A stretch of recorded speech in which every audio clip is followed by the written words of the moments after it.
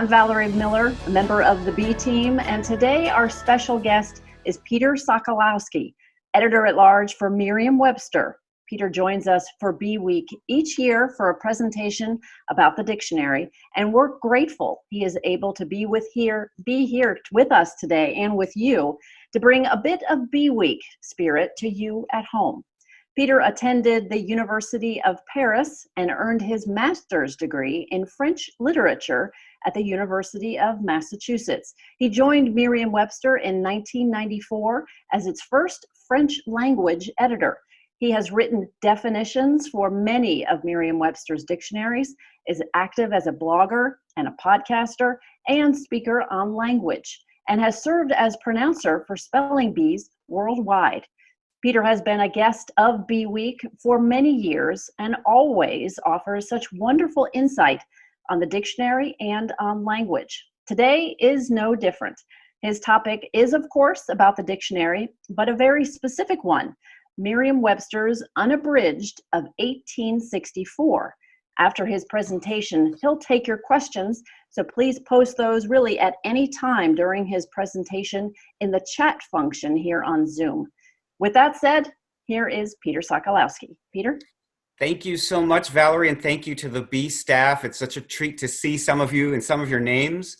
And thank you, Corey and Tyler, and I see Sibel. I miss all of you so much, and I miss B Week. This year is the first time in a very long time that I haven't been down with you for B Week. And let's hope that we can see each other again very, very, very soon. I'm going to share my screen. Is that okay, Valerie, so that we can look at our slides? We are going to talk about how dictionaries are made, but also kind of how they fit into the culture a little bit. So I'm going to switch to my screen and say from the beginning, and let's hope that that works. Start. There we go. And Valerie, does that look good to you? Okay. So we're going to talk about this, really what this is a tale of two dictionaries, one that was revised and one that was not. And that's really the biggest part of this story. We're going to talk about one that you have heard of and that you know really well, and one that maybe you've never heard of. But after this, you'll have a much better understanding of where the Webster dictionary tradition comes from and how it developed. This first slide is a little bit of 19th century advertisement, a little marketing, an old sun rising with new splendor. And that is the point. I have to say that without revision, dictionaries die. And that's because dictionaries have to record the language as it evolves, as it changes. A language is a living thing. We are going to talk about this edition. This is the 1864 unabridged edition of Merriam-Webster's dictionary. This is the direct ancestor of Webster's Third, or the Webster's Unabridged Online that you know. Of course, it starts with Noah Webster. Here he looks like money. And he was a patriot. He was born in 1758. It's important to remember that he turned 18 years old in 1776. He really believed in the American Revolution. He was personal friends with Benjamin Franklin and with George Washington. The Harvard historian Jill Lepore says he wasn't a founding father exactly, but he was a founding uncle, which I think is a nice way of thinking of him. He was very political. He was very engaged with the revolution. He did almost fight in the revolution. He marched to a battle, but by the time he arrived, the battle was over. However, he was very patriotic, and he believed in the American language. So he wrote this textbook, the spelling textbook, which is at the origin of the public village spelling bee tradition in the United States. This was a textbook that was used by millions and millions of families in the 1800s. And then in 1806, he made his first dictionary. This is it. It's a little book about the size of an airport paperback novel. And it was called a compendious dictionary in 1806. Compendious is a word that we don't use anymore. It means comprehensive. I think it sort of looks like it means the opposite of what it seems to mean, because compendious really in this case means quite short. It's a very small book, very small dictionary. However, this is the dictionary in which some of the spelling changes that Webster is known for were first put in print. And so here you see his advocacy for spellings that we recognize today as American English. He had two goals, in a sense. He had a patriotic goal of creating an American variety of English, and he also had a kind of linguistic goal. He wanted to make a more logical orthographic system. And I would say that he did succeed in making an American variety of English because we all recognize these spellings as being American English.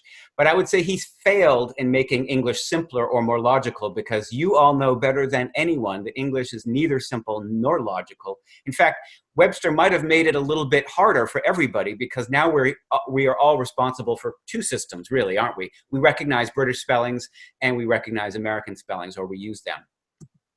There's an asterisk to this, because some of the spellings that he advocated in that dictionary are spellings that we did not accept. That the fact is, the public did not change the spellings of words like acre with a K, grotesque without the French Q-U-E, neighbor, porpoise, sovereign, or tongue.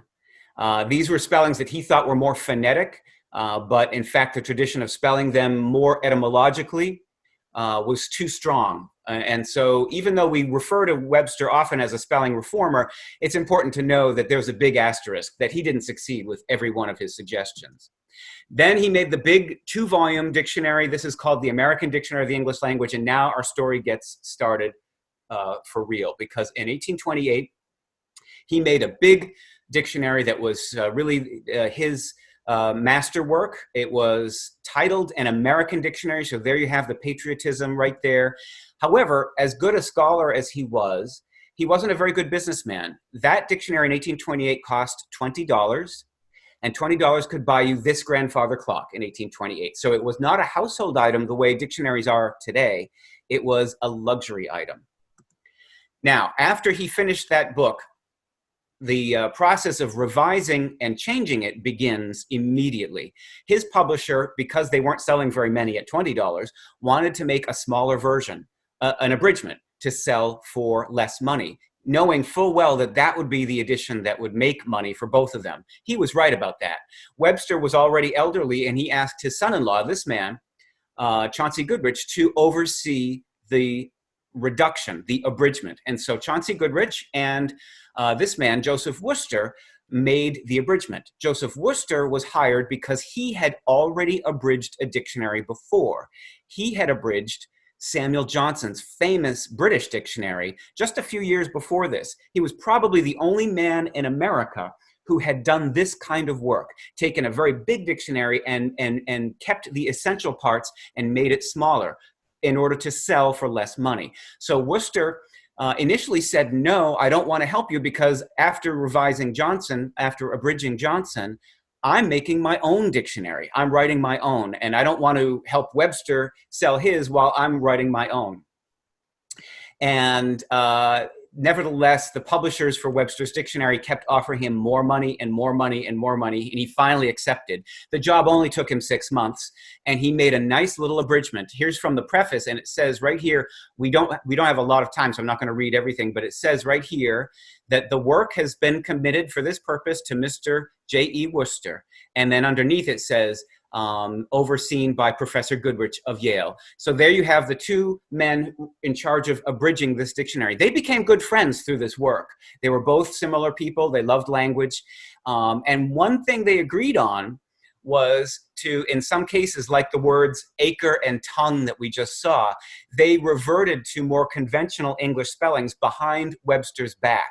And when the book was published, Webster was not happy at all with their work. However, the book sold very well, and it began what later became called the War of the Dictionaries. This is a real thing. It's not something I made up.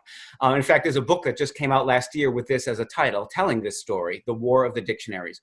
Round one was that, sure enough, Worcester was working on his own dictionary, and in 1830, he published his own dictionary. So it's important to remember the chronology. Worcester had done an abridgment of Johnson in the 1820s. In 1828, Webster publishes his big dictionary. In 1829, he publishes with Goodrich and Worcester his smaller dictionary, and in 1830, Worcester publishes his own. Now, if you know anything about writing dictionaries, or I should say, if I know anything about writing dictionaries, it's that they take a long time to write. And Webster thought that Worcester's publishing in 1830, only 1 year after publishing the abridgment that he had worked on, he probably copied Webster's work. So Webster accused Worcester of plagiarism. And this is a notice put in a newspaper: a gross plagiarism has been committed by Worcester on the literary property of Webster. This is Webster's accusation. Webster thought that Worcester stole his work.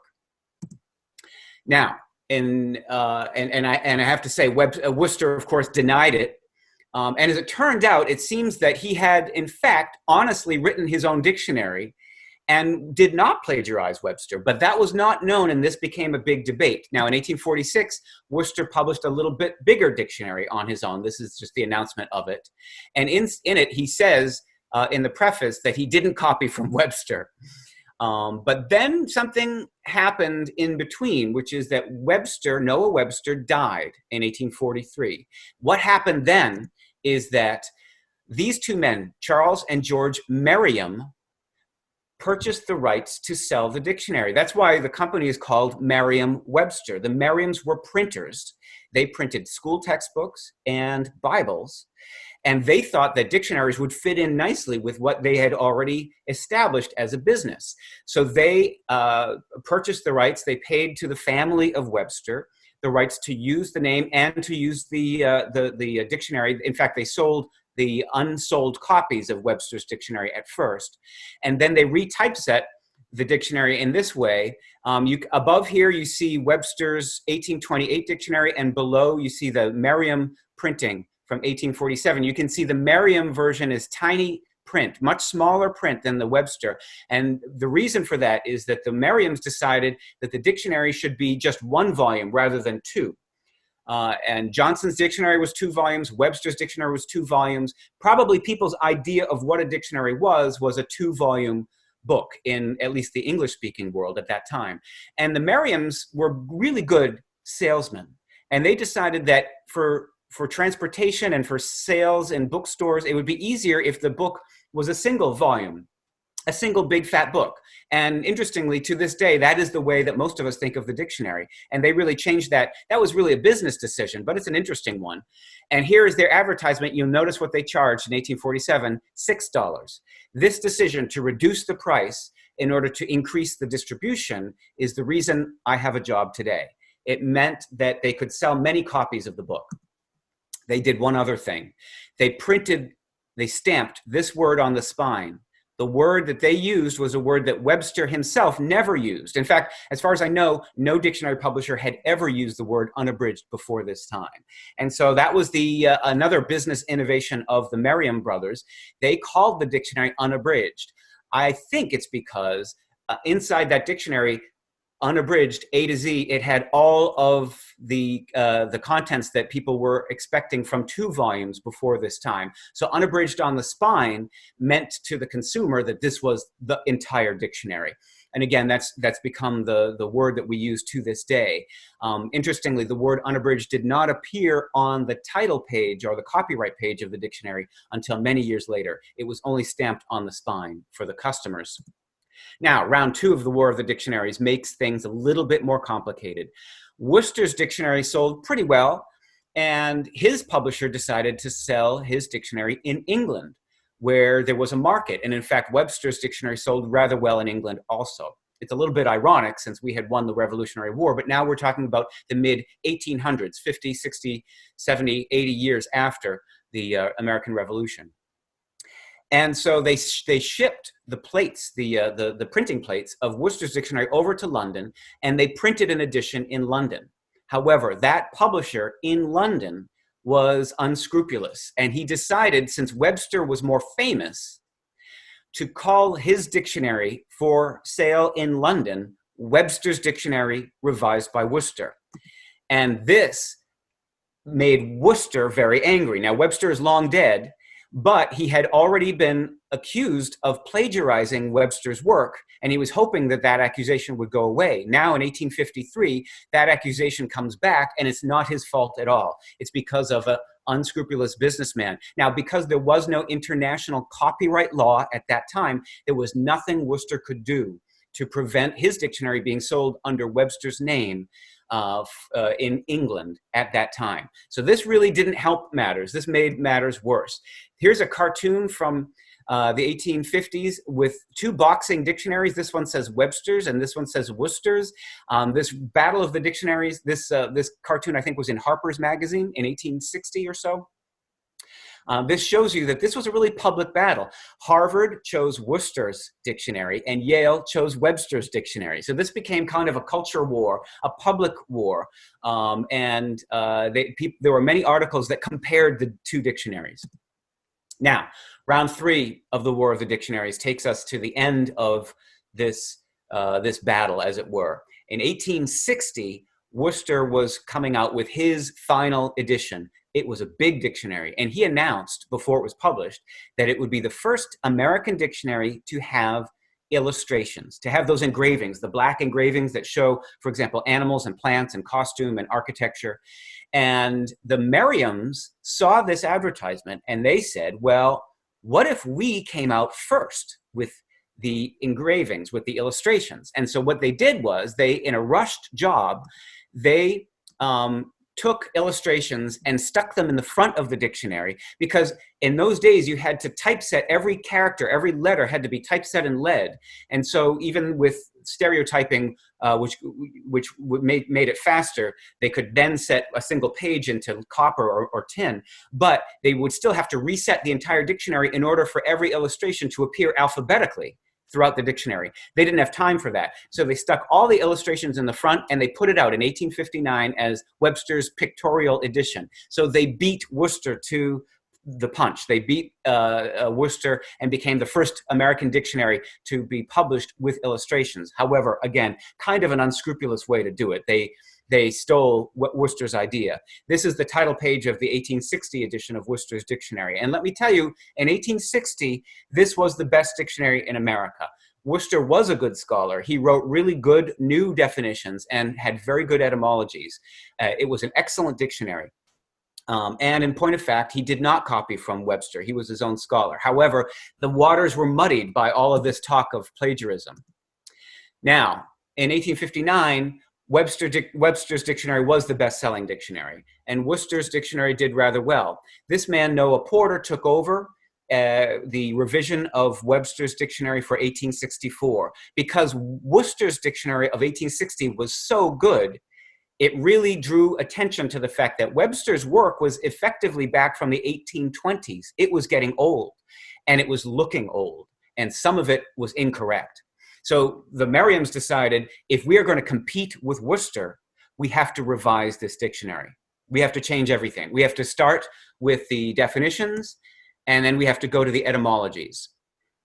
This is a page of Webster's manuscript. I'm not going to spend a lot of time with this, but I just want to show you these little characters that look like Hebrew right here, or Chaldee, these ancient languages that Webster would use in his etymologies. Most of these were incorrect uses of the language, of the etymology by Webster. Here you have in Webster's dictionary these Arabic characters, and again this what he calls Chaldee, or this kind of Hebraic language. These are and here's Hebrew up here.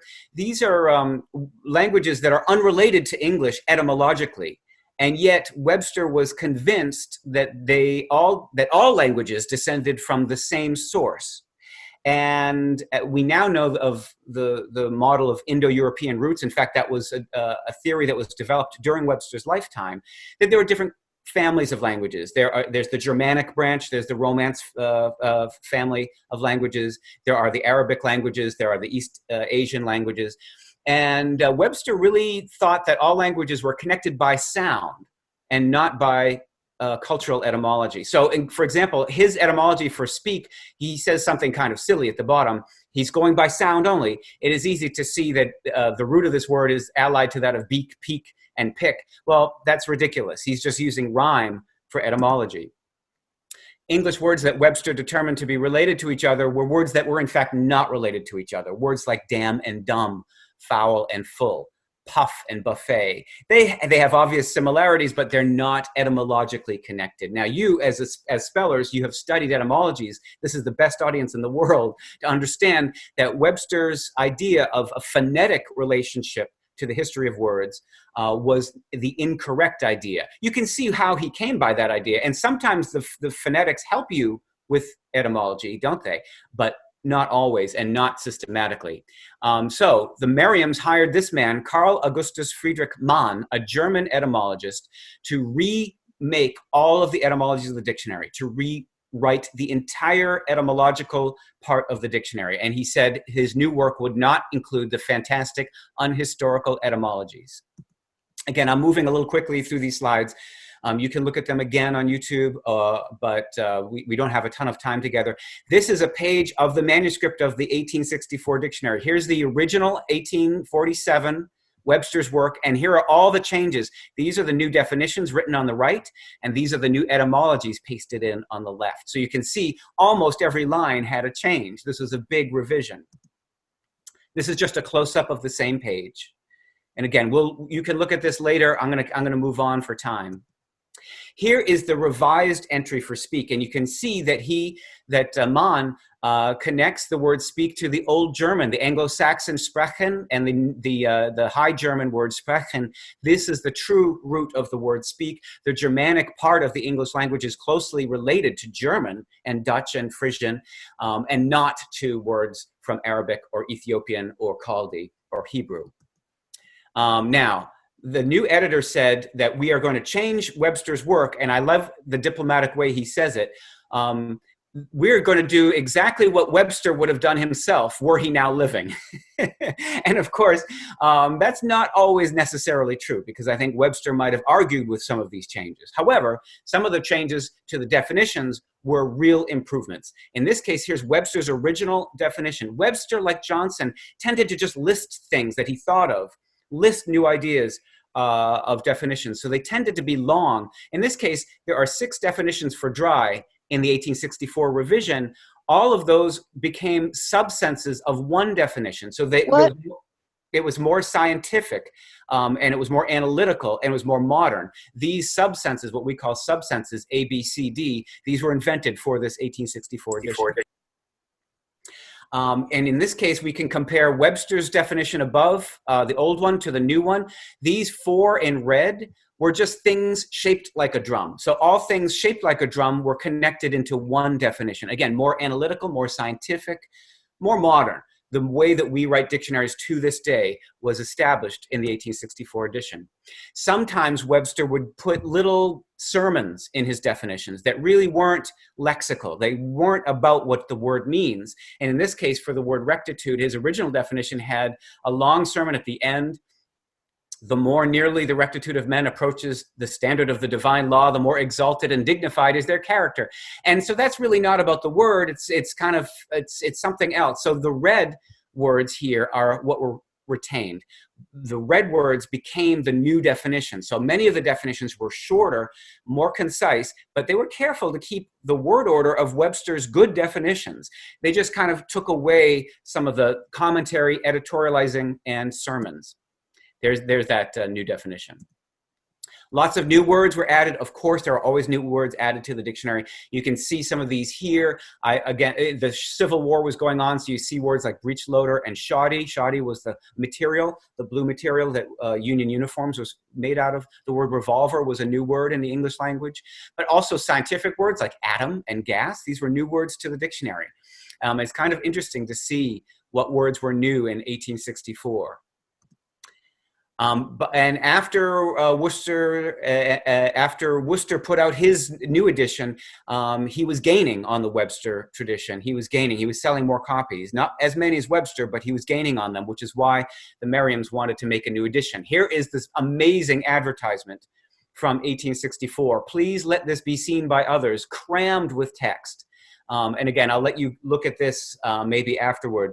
On YouTube, you can hit pause. It's an amazing document of that 19th century marketing idea. This is a little easier to see. I love how it says here, It will answer thousands of questions to the wide awake child. And this is the new edition, the new advertising for the unabridged. And again, this is the kind of advertisement that the Merriams were putting out. This, in a sense, mythologizing of Webster, making him the schoolmaster of the Republic, and creating a deliberate myth of scholarship. Obviously, Webster was a good scholar. He was an important patriot. But in a sense, after his death, the Merriams wanted to make him a brand, make him more than just a character. So after all of this happened, when the 1864 was finally published with all those new definitions, the new engravings, the new etymologies, and the new way of writing a dictionary, which is to say that it was done by a staff, a team of people worked on this, not just one man, which was the case for Worcester and Webster and Johnson and all other dictionaries before it. This is the first dictionary written by a team, which makes it very much a modern endeavor and very much the model for the Oxford English Dictionary that happened just a few decades later. George Merriam is said to have said, "Thank God for Worcester," because it was the quality of Worcester's dictionary that made the Merriams improve and revise. And by revising their dictionary, they created not only a new kind of model for their business, they also created, it generated publicity. The new edition is something that we do to this day. We publicize the new editions, the new words. John Morse, my boss, who's now retired, the president of Merriam-Webster, said, "Webster's Unabridged of 1864 moved dictionary making from the Herculean but idiosyncratic effort of one individual to a disciplined and methodical effort of a well-organized group." That is the big difference. That's a big change. This chart simply shows you from the 1864 how the dictionary grew over the years. And it grew very quickly to include lots of different words, as you all know. I have now a few postscripts to very quickly conclude our little talk. Oh, and I'm almost on time, so this is good. A few sort of postscripts, a few things to think about with the idea of this story as a story of scholarship and also a story of publishing, because the Merriams decided to revise their dictionary for commercial reasons, but they ended up with better scholarship, with a better, more high quality dictionary, one that more closely reflected linguistic truth. And so even though their motivation was commercial initially, the result was a better dictionary for everybody. And that became the great model for all dictionary programs in publishing. This is James Murray. He was the first editor of the Oxford English Dictionary. He loved the 1864 edition of Webster's Dictionary. And in fact, during the work on the Oxford English Dictionary, he referred to something called the Webster ratio. He used the 1864 edition to determine how long every dictionary entry should be. He thought that if he kept to Webster's ratio, then he would keep to his schedule. For him, it was a practical matter, so that they didn't, for example, spend 5 years on the letter A and not move on. So he kept things to scale according to the Webster ratio. And also, if you've ever heard of the book called The Professor and the Madman, the so-called madman in that book, William Minor, turns out was a graduate student of medicine at Yale during the publication, during the production of Webster's 1864 dictionary. And in fact, his name is right there on the title page because he contributed some science definitions to that project. So the tradition of the Webster's dictionary and the tradition of the Oxford English Dictionary have been connected since before the publication of the Oxford English Dictionary. It's kind of interesting to see these lines cross in different places. Again, here's that word unabridged. And the title, did you ever notice that we call it Webster's Third, and yet the title of Webster's Third is Webster's Third New International Dictionary? Now, first of all, pro tip, if you're ever going to produce a product that will be revised in the future, like a car or a book, don't call it new. Because then if you call the book new, then the next edition can't be the new one anymore. And Merriam-Webster's made that mistake a couple of times. We've had a new collegiate dictionary, and we had to take the name new off. What happened was the book, the unabridged, sold very well in England. So for marketing purposes in 1890, they changed the title to the International. And then the next revision in 1909 became the New International. And then the next revision in 1934, I happen to have it right here, became the Second New International. And then the next revision after that in 1961 became the third New International. So as you can see, it really wasn't the third Webster's, it was just the third Webster's called New International. It was actually the seventh in a direct line from Webster's own work. So that explains some of the title problems, the title confusions. Again, that's just marketing when you think about it. And here's a tribute from Oxford. The word unabridged, as all of you know, is an adjective, right? Except if you look at the bottom of this entry, it says absolute. Absolute use is a way that grammarians say an adjective can be used as a noun. The unabridged, an unabridged. And it says here as the definition, a copy of the unabridged edition of Webster's dictionary. So that is our colleagues at Oxford acknowledging that this word that the Merriams used to refer to Webster's dictionary has become part of the language as a noun. And I think that's kind of nice as a tribute from Oxford to the Merriam tradition. And finally, folks, this is a photograph that I took off the Massachusetts Turnpike through the windshield of my car. And it is the most etymological, the most lexicographical road sign in America, because near the big city of Worcester in Massachusetts are the small towns of Oxford, Massachusetts, and Webster, Massachusetts. They're so close together that they're all on the same sign. And yes, I took this picture with one hand on my phone as I drove by. And finally, this talk that I gave today derives from a chapter in this book, which just came out from Oxford, called The Whole World in a Book. And it's about dictionaries in the 19th century. It has a couple of chapters about Webster. And this idea of a revision of Webster is the subject of my chapter called The Invention of the Modern Dictionary. And again, to conclude, I would say that what makes it modern is it's written by a team. It had scientific analytic definitions with subsenses.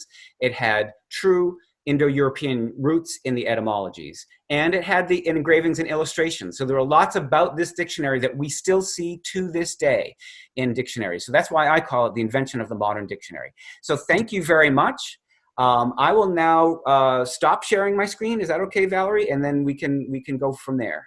That sounds great. Thank you so much, Peter. Not We at all. appreciate it. I am giving my virtual applause. Others want to do the same. So thank you very much for that fascinating insight. And we certainly have some questions for you. So why don't we get to those, if that's okay? Sure. First question is, how did they determine the name, the order of it, Merriam-Webster instead of Webster-Merriam? You know, that is a good question. And in fact, that happened recently. The company was always called the G&C Merriam Company, the George and Charles Merriam Company. And so if you have an old copy of Webster's Dictionary, it will say Webster's Dictionary published by the G&C Merriam Company. However, we lost a lawsuit in the Supreme Court.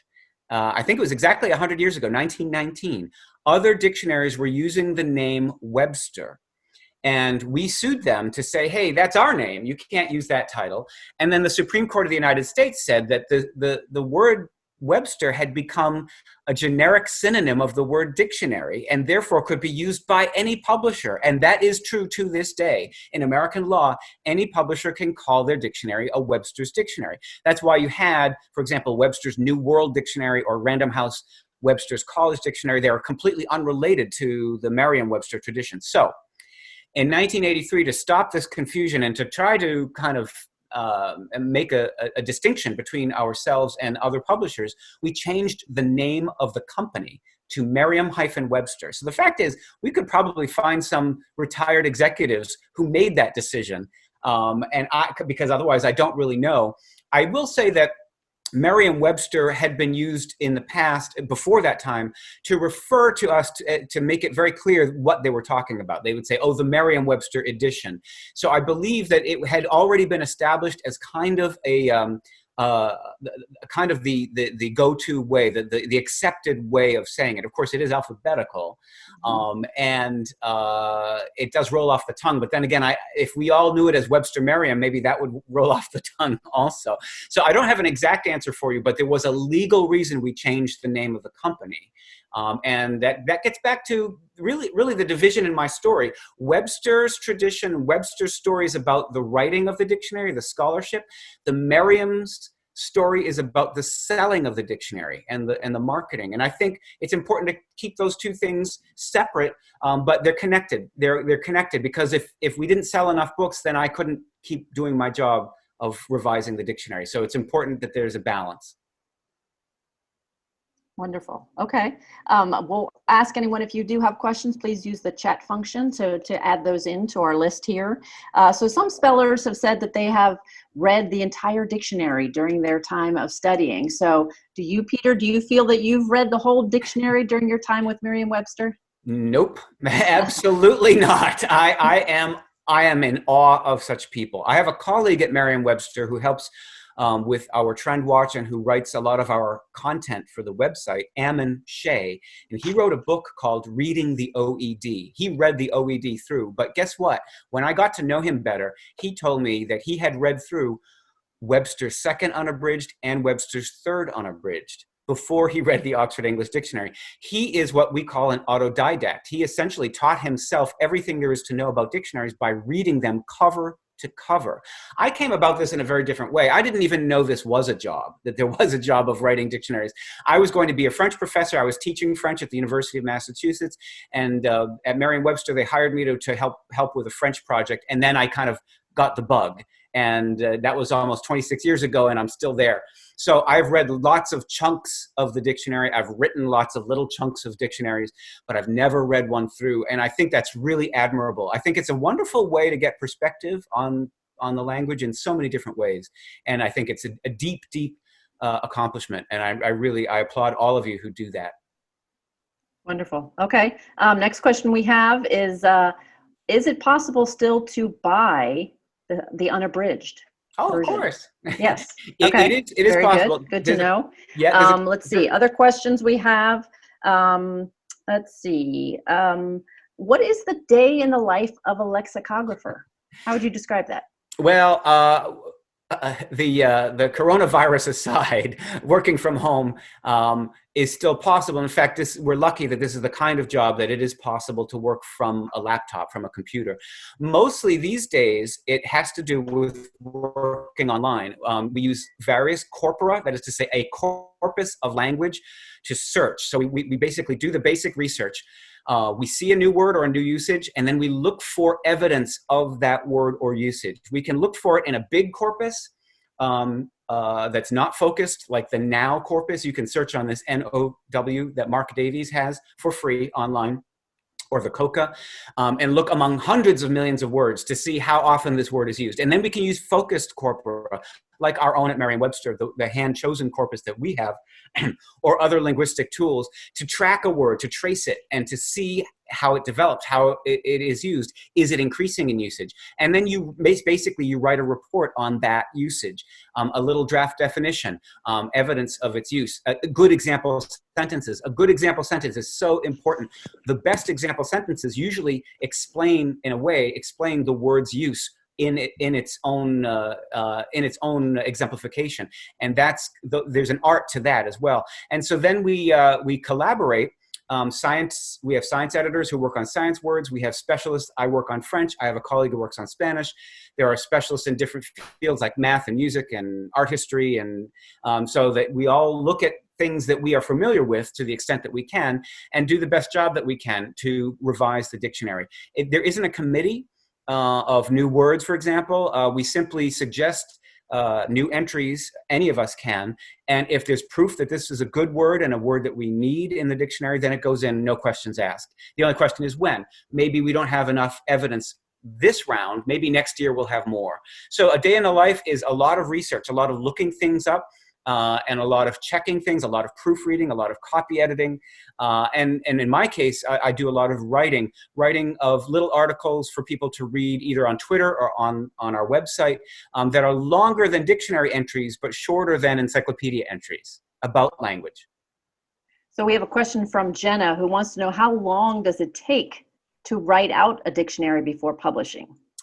Well, that can be hard to say. I mean, I was hired to write the French dictionary, the little French bilingual dictionary. They told me it would take 2 years. It actually took 6 years. These projects almost always are longer than you think. In the case of the unabridged and the online dictionary now, because they exist online, we are revising as we go, which means 2 or 3 or 4 times a year, we add new words to the dictionary, and we can simply do that digitally. In terms of the traditional revisions of the print product, it always took 2 years to make a new edition of the collegiate dictionary. And that was really almost exactly 2 years from beginning to end to make a revision. But here's the thing, a lot of that revision includes keeping what was already there. And so writing a new dictionary from scratch, we did do. It's what we call our Advanced Learners Dictionary. I worked on that project. It's a dictionary for non-native speakers of English. I love that dictionary. It's online for free at learnersdictionary.com. That book took about, I would say, about 6 years, cover to cover, end to end, from beginning to start. So, and that's a big team of people, maybe 20, 25 people working all day, every day on the same project. So you can see there's no shortcut. There's no shortcut.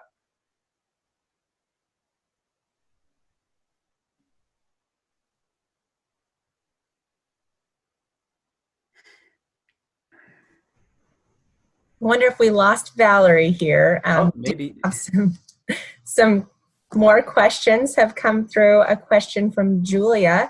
How often are new dictionaries released? Again, the schedules are different because of the online dictionary now. We used to be only a print publisher, so there was a new collegiate every 10 years because that was sort of the business model. And there was a new unabridged about every 25 years. That was the original idea. And then because the internet has changed our business, as it has changed all of publishing, we find that we still sell a lot of books. Print is still profitable for dictionaries. However, our principal product is the online dictionary at Merriam-Webster.com. There is still the unabridged dictionary that you all know behind a low paywall, $29 a year. And we love that website as well. We also have a Spanish language website and Word Central, which is for younger students, and the learnersdictionary.com. So we have a handful of websites, and the advertising on the websites is what pays our bills. And so we revise, as we said, kind of on a continuous basis for the online dictionaries. And then at some point, I hope we can take the accumulated revisions made online and create a new edition in print. But as of right now, we haven't done that in a while. It's hard to predict the business cycles when we have such ups and downs in the economy as well. Mm-hmm. Fascinating. And we do have a question about a particular word. A particular word. So really, the question is, how long does it take for a trending word to get into the dictionary? And the word that drove this question is hygge. You know that one, Hygge. Oh, right.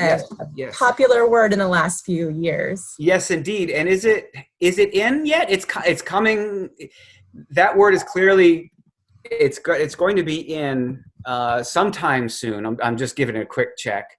And yeah, not yet, but I know that we're watching it carefully. And I think there might even be a little article on our website about this word and about its use. Every word has its own pace, but yes, a word like that could get in a short number of years, 3 or 4 years. The record for the speed of a word getting into the dictionary up until this year was 2 years, and that word was AIDS. It was coined in 1982, and it was added to our print dictionary in 1984. We all know what's going on now, and a word was coined in February, COVID-19, that had never existed before, and it entered our dictionary 34 days later. So that is the all-time speed record of a word that was entered into the dictionary because of the intense interest. In fact, we actually watched, after we put the entry online, people were looking that word up already in our dictionary and not finding it.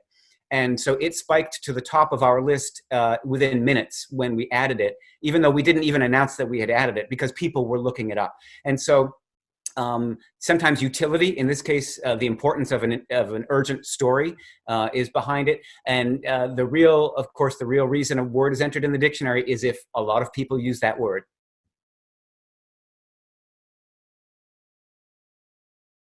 Let's see, we've got one more question for you here. kind of the opposite of what you were just talking about adding words, but can words drop out of the dictionary? Well, online, luckily, there's no problem with extra space. So the fact is, we don't like to drop words from the online dictionary. Now, in the print program, of course, there was a huge problem with space, and space was very, very precious in the print collegiate and the print unabridged dictionary. So yes, words were dropped. I can tell you of a couple that were dropped in the last couple decades, and you'll see right away a kind of pattern, a reason why these words were dropped. One that I can think of was the word plantsman, a word that meant gardener. And I think Shakespeare might use it, but it was dropped for a couple of reasons. One is it's archaic. People don't use that word anymore. Secondly, it's sort of transparent. You can sort of understand how it came up. Another word that was dropped was crossbowman. Again, one who wields a crossbow.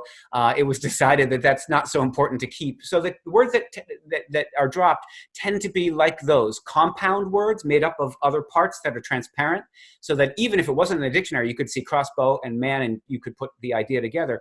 And also archaic words that are no longer used in the current active vocabulary of American English. And so you'll find them in an older edition or in an unabridged edition. But as I say, because it's so valuable to have so many words in our online dictionary as a reference, there is no reason to drop them, because once we've done the work and the research to edit a dictionary definition, we should keep it there. Maybe it's only consulted a few times a year, but that might be you someday. Well, Peter, thank you so very much, and thanks to Corey for jumping in there when my Wi-Fi went out. Occupational hazard at times, so thank you for that. And really, thank you, Peter, and thank you everyone who was able to join us for our very first virtual event during this Champions Week. Thank you, Peter Sokolowski, Editor-at-Large for Merriam-Webster. We really appreciate it, appreciate the time that you've given to us and to our spellers and their families who are able to join today. Our goal this week certainly is to create a bit of the spirit of Bee Week by celebrating our spellers and recognizing their accomplishments. If you haven't gone to spellingbee.com yet, check it out to see yourself featured in our Meet the Spellers section. So thank you very much again for your time today, and have a great rest of your day. Thank you.